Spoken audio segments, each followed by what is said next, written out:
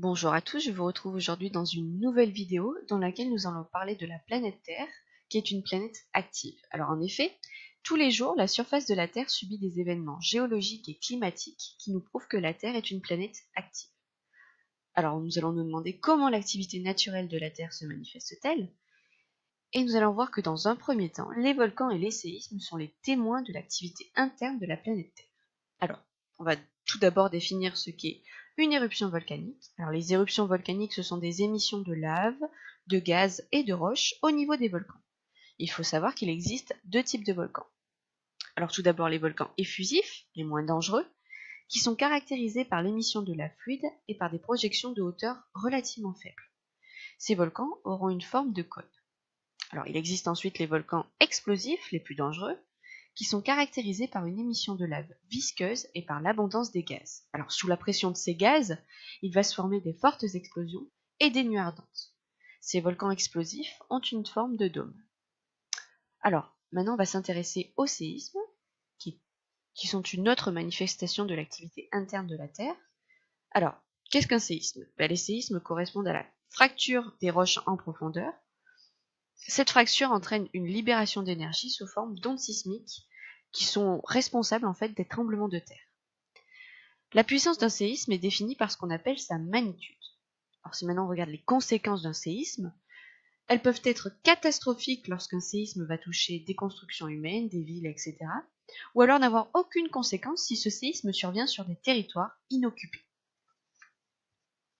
Alors, si maintenant on s'intéresse à l'activité externe de notre planète, donc l'activité atmosphérique, regardons déjà ce qu'on appelle les phénomènes météorologiques. Alors, les conditions météorologiques correspondent au temps qu'il va faire en un lieu donné à un moment précis. Donc, par exemple, le temps qu'il fait aujourd'hui en région parisienne. Le temps qu'il fait va dépendre de plusieurs paramètres. Il va dépendre de la température, de la pression atmosphérique, de l'humidité de l'air, etc. Alors, selon ces paramètres, des phénomènes météorologiques peuvent survenir. Des nuages, des précipitations, des tempêtes, des orages, etc. Alors comment on mesure ces paramètres? On va les mesurer grâce à des instruments qui sont présents dans une station météorologique. Alors on va s'intéresser maintenant à un phénomène climatique qu'on appelle l'effet de serre. Alors déjà, qu'est-ce que c'est un climat? C'est le temps qu'il fait en moyenne dans une région donnée. Donc ça peut être le climat tempéré, le climat montagnard, etc. Alors, qu'est-ce qui se passe lorsqu'il y a un effet de serre? Donc le sol, déjà échauffé par le soleil, ça produit de l'énergie thermique qui est envoyée vers l'atmosphère. Dans l'atmosphère, il va y avoir certains gaz, comme le dioxyde de carbone, qui vont piéger en fait une partie de cette énergie. Ça, c'est ce qu'on appelle l'effet de serre. Et ça va avoir pour conséquence de réchauffer la surface de la Terre, notre atmosphère. Alors, ça c'est bien, on l'a vu dans le chapitre précédent, ça permet une température moyenne sur Terre de 15 degrés, ce qui permet la présence d'eau liquide, et donc la vie est possible sur Terre. Mais il faut savoir que les activités humaines émettent des gaz à effet de serre dans l'atmosphère. Donc, par exemple, les industries, les transports, etc. Et ces émissions vont provoquer donc une augmentation de l'effet de serre dans l'atmosphère. Donc une augmentation de la température. Et on va parler alors plus globalement de réchauffement climatique.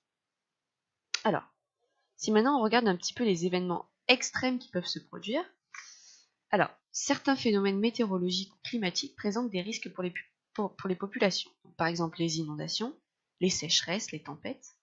Alors, pour se protéger de ces risques, l'homme va mettre en place des dispositifs pour alerter les populations et pour les protéger. Alors, c'est valable aussi pour les risques liés aux volcans et aux séismes.